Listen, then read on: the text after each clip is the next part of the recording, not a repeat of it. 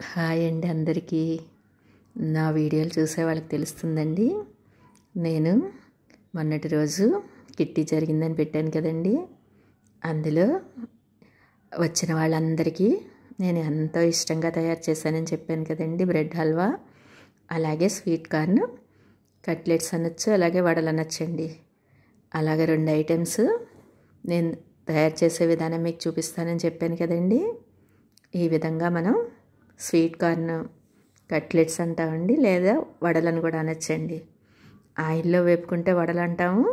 అలాగే పెనం మీద కొద్దిగా ఆయిల్ వేసి షాలో ఫ్రై అని చెప్పి 2 వైపులా కాల్చుకుంటామండి. దాన్ని మనం కట్లెట్ అంటాము.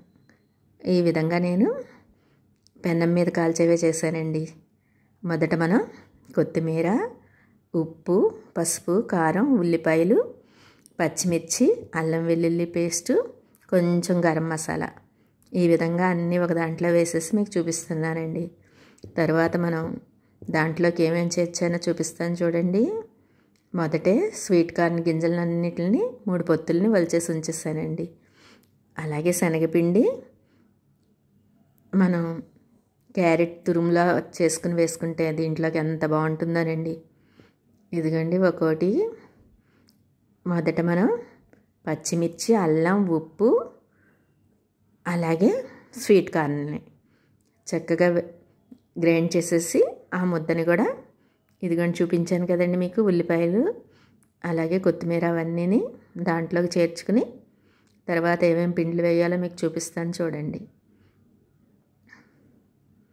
ముందు రోజే మనం స్వీట్ కార్న్ పొత్తులను తెచ్చుకుని అవి వలిచేసి పెట్టుకుంటే తర్వాత రోజు మనకు ఉదయాన్నే ఇలా వడలు చేసుకోవడానికి ఈజీగా అయిపోతాయండి. పచ్చిమిర్చి, అల్లం, ఉప్పు, స్వీట్ కార్న్ ఈ మూడిటిని ముద్దలాగా చేసేసుకోవాలి. మిక్సీలో ఆడుకుంటే మరీ మెత్తగా కాకుండా కొంచెం లైట్గా బరకగా ఉండేటట్టు చూసుకుంటే బాగుంటాయండి. ఈ విధంగా మనం పచ్చిమిర్చి, అల్లం, ఉప్పు, అలాగే స్వీట్ కార్న్ గింజల్ని మిక్సీ ఆడేసుకుని ఏ విధంగా మనం ముందుగా తయారు చేసి పెట్టుకున్న దానిలోకి చేర్చేసుకోవాలండి. అలా చేర్చుకున్నాక చక్కగా అన్నీ కలుపుకుని మనకి అదే వడల పిండి అన్నాను కదండి, ఆ పిండి మనకి రెడీ అయిపోతుంది. ఇదిగోండి బౌల్లో చూపించాను కదా మీకు. కొత్తిమీర, ఉల్లిపాయ, కారం, అలాగే తగినంత ఉప్పు, మనం స్వీట్ కార్న్ గింజల్ని సగం వేసుకుని సగం గింజల్లా ఉంచేసుకుంటే వాటిని గింజల్లా కూడా ఈ దీంట్లో చేర్చుకోవాలండి. శనగపిండి అలాగే కొద్దిగా కార్న్ఫ్లోర్ వేసుకుని క్యారెట్ తురుము వేసి వీటన్నిటిని వేసేసుకుని మనం మిక్సీ ఆడించుకున్నాం కదండి, ఆ ముద్దని కూడా వేసేసి బాగా కలబెట్టుకోవాలండి. మీకు అన్నీ చెప్పాను కదండి ఏ విధంగా వేసుకోవాలి. బౌల్లో వేసేసాను కదా, మీకు తెలుస్తున్నాయా? ఉల్లిపాయలు, పచ్చిమిర్చి, అల్లం వెల్లుల్లి పేస్టు, అలాగే కారం, కొద్దిగా పసుపు, గరం మసాలా, కొత్తిమీర, మనం స్వీట్ కార్న్ గింజలను కూడా కొద్దిగా వేసుకుని కొద్దిగా ముద్ద చేసి వేసుకోవాలండి. మనం అల్లం వెల్లుల్లి పేస్టు వేసుకున్నా పర్వాలేదు, లేకపోతే స్వీట్ కార్న్ గింజల్లో చేర్చాం కదండి పచ్చిమిర్చి, అలాగే అల్లం చేర్చాం కదా, అది కూడా సరిపోతుందండి. ఈ విధంగా శనగపిండి, కార్న్ఫ్లోరు, ఇప్పుడు మీకు ఈ చెప్పిన పదార్థాలన్నీ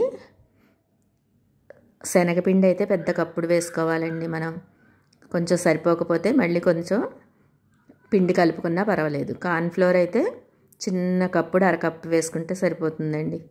వీటన్నిటిని చక్కగా ఈ విధంగా మనం బాగా కలుపుకుని ఇదిగోండి ఇలా రౌండ్ బాల్స్లా చేసి గారెల్లా ఒత్తుకుని మనం చేతిలో అయినా ఒత్తుకోవచ్చు, లేదా ఇదిగోనండి పెనం మీదే మనం ఈ విధంగా ఏర్పాటు చేసేసుకోవచ్చండి. దీనికి కొంచెం ఆయిల్ వేసుకుంటూ 2 వైపులా కాల్చుకుంటే ఎంత చక్కగా చెప్పాను కదండి, మనం ఆయిల్లో వేపుకుంటే వడలు అంటాము. అలా కాకుండా ఇదిగోండి పెన్నం మీద వేపుకుంటే మనకి కట్లెట్స్ అని, స్వీట్ కార్న్ కట్లెట్స్ అని రెడీ అయిపోతాయండి. అసలు ఈ టేస్ట్ ఉన్నదండి, ఎంత బాగున్నదో. తిన్న వాళ్ళందరూ కూడా, మా కిట్టీలకు వచ్చిన వాళ్ళకి పెట్టాను కదా, తిన్న వాళ్ళందరూ కూడా ఎంత బాగున్నాయోనండి అని కూడా అనడం జరిగిందండి. చక్కటి టేస్ట్ తోటి ఎంతో బాగున్నాయండి. మనం డీప్ ఫ్రై చేయకుండా ఇలా షాలో ఫ్రై అని చెప్పి పెన్నం మీద ఆయిల్ వేసి ఈ విధంగా పరుచుకుని రెండు వైపులా కాల్చుకుంటే చాలా చక్కగా మనకి ఆయిల్లో వేపుకున్నట్టే వచ్చేస్తాయి. ఆయిల్ ఎక్కువగా పెట్టి మనం ఇలా వేపుకుంటే ఆ ఆయిల్ని మనం మళ్ళీ యూజ్ చేయం కదండి. అందుకని చెప్పి ఈ విధంగా పెన్నం మీద చక్కగా ఆయిల్ వేసి రెండు వైపులా కాల్చేసుకుంటే చూడండి ఎంత బాగా వచ్చేసినాయో. స్వీట్ కార్న్ వడలు అని చెప్పాను కదండి, అలాగే కట్లెట్స్ ఏదైనా అనొచ్చండి. అసలు ఎంత బాగా కుదిరినాయో. మీకు ఇందాక చేసేటప్పుడు అంత వివరంగా చెప్పాను కదండి, అర్థమైందా? కొంచెం ఈరోజు కిట్టి వలన ఇవి తయారు చేయడం కొంచెం స్పీడ్గా మీకు చూపించేస్తున్నాను. స్వీట్ కార్న్ గింజల్లో మనం గ్రైండ్ చేయడం ఏంటి కానీ, అలాగే ఉల్లిపాయలు, కొత్తిమీర అవన్నీ కూడా మనం ఎక్కువగా కావాలనుకుంటే ఎక్కువ వేసుకోవచ్చు. అదేవిధంగా కొంచెం తక్కువగా కూడా వేసుకుని ఈ విధంగా తయారు చేసుకోవచ్చు. మొదట ఒక్కొక్కసారి 5-6 పెన్నం మీద ఇలా పెట్టి అవి రెండు వైపులా కాల్చుకుని మళ్ళీ ఇంకొకసారి వేసానండి. ఈ విధంగా 2-3 సార్లు తయారు చేయడం అయ్యిందండి. స్వీట్ కార్న్ గింజలు అలాగే శనగపిండి, కార్న్ఫ్లోర్ వలన ఎంత టేస్ట్గా ఉన్నాయోనండి. మీరు కూడా ఒక్కసారి ఈ విధంగా ట్రై చేసి చూడండి. మీకు ఎలా వచ్చినాయో నాకు కామెంట్స్లో చెప్పండి. ఈ వీడియో కనుక మీకు నచ్చితే లైక్, షేర్, కామెంట్ మాత్రం మర్చిపోవద్దు. ఇదిగోండి ఈ విధంగా వడలు అయిపోయాక బ్రెడ్ హల్వా అని చెప్పి డ్రై ఫ్రూట్స్ పేస్ట్ చేర్చి తయారు చేశానండి. ఆ బ్రెడ్ హల్వా కూడా అసలు ఎంత బాగా కుదిరిందో. చక్కటి టేస్ట్ తోటి అమోఘమైన రుచి అంటాను కదండి, అంత చక్కగా వచ్చింది.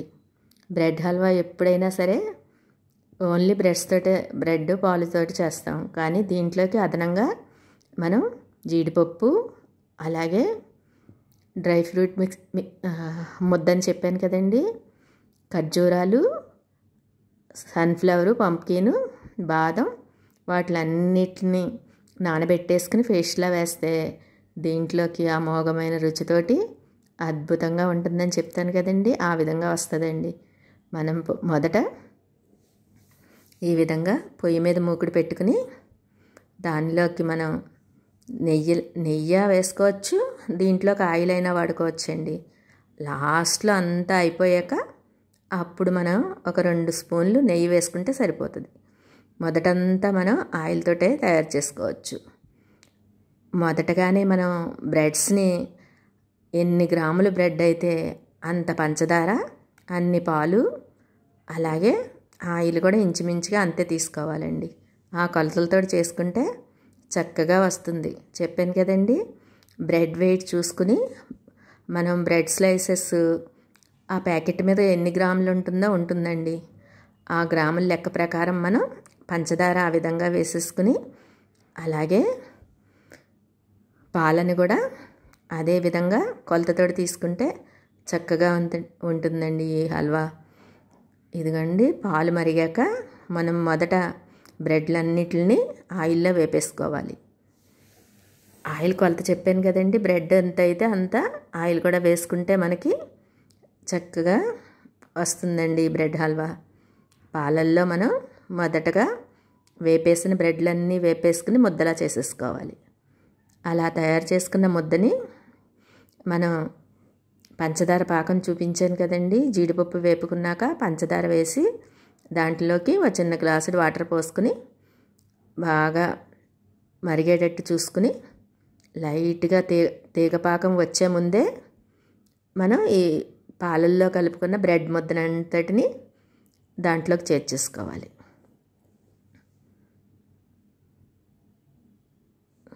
ఇదిగోండి, పంచదార వేసాక ఈ విధంగా మరుగుపట్టాక మనం పాకం మరీ ఎక్కువగా రాకుండా కొద్దిగా పాకం రాగానే మనం దాంట్లోకి పాలల్లో మనం బ్రెడ్స్ అన్నీ వేసుకుని ముద్దలా తయారు చేసుకున్న పేస్ట్ ఉంచాం కదండి, దాన్ని చక్కగా ఇది మరుగుతుండగానే మనం దీంట్లోకి చేర్చేసుకోవాలి.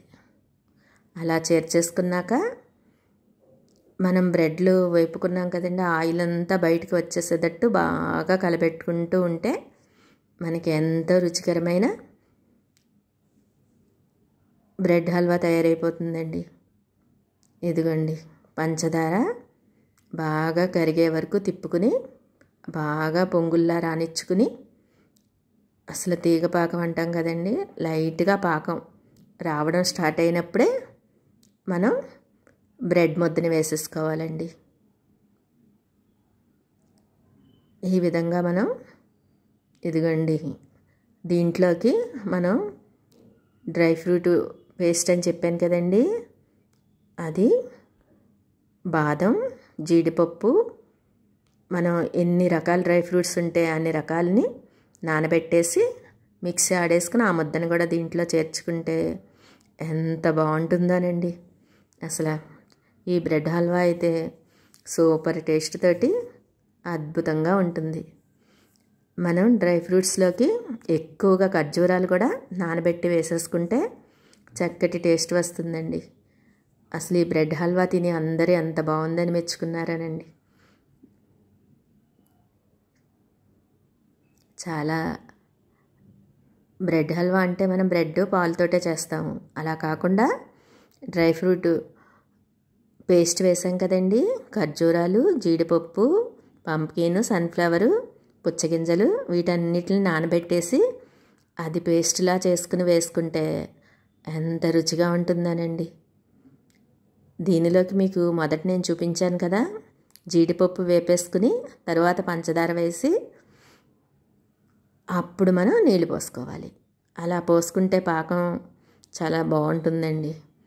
ఇలాగా మనం పాకం వస్తుందనగానే ఒక 5-6 పొంగులు రానిచ్చుకుని పాకం మొదలవుతుందనగానే మనం పాలల్లో ఉంచుకున్న బ్రెడ్ ముద్దనంతటిని వేసేసుకుని బాగా కలబెట్టుకోవాలండి.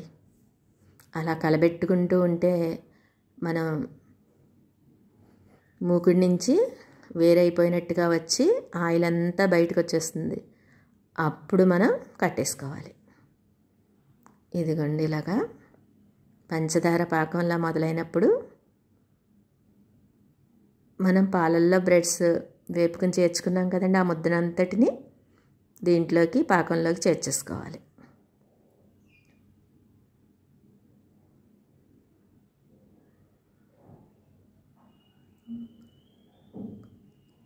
ఇలా చేర్చేసుకున్నాక బాగా కలపెట్టుకుని సిమ్లోనే ఉంచుకుని కొద్దిగా ఎక్కువసేపే మనం వేగనివ్వాలండి. ఆయిల్ అంతా బయటికి వచ్చేసేటట్టు వేగనిచ్చుకుంటే, మూగుడి నుంచి వేరైపోయినట్టుగా వేగనిచ్చుకుంటే చక్కటి bread halwa, dry fruit bread halwa తయారైపోతుందండి.